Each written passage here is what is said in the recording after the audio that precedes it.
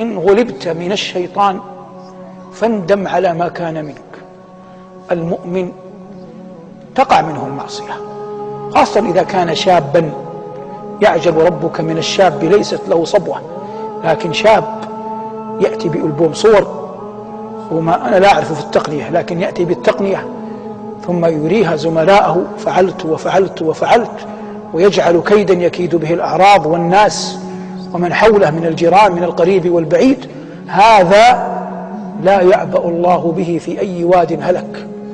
لكن قد يأتي أحد الناس، أحد الشباب، تقع منه الزلة، تقع منه الخطيئة، فأنا أقول له: أول الأمر لا تخبر بذلك أحدا، فالناس تفضح ولا تعذر، والله يستر ويعفو، فاكتمها عن كل أحد. لا تقل هذا شيخي ولا هذا أستاذي ولا هذا زميلي ولا هذا والدي. أقل ما يمكن أن ينالك أنه سينظر إليك بعد ذلك نظرة ازدراء، والله لو أصبحت إماما للحرمين، لأنه سيتذكر تلك المعصية فأنت حقير في عينيه، فلا تخبر أحدا. لكن إن كنت صادقا في الندم فإن الله جعل أبواب التوبة مفتوحة.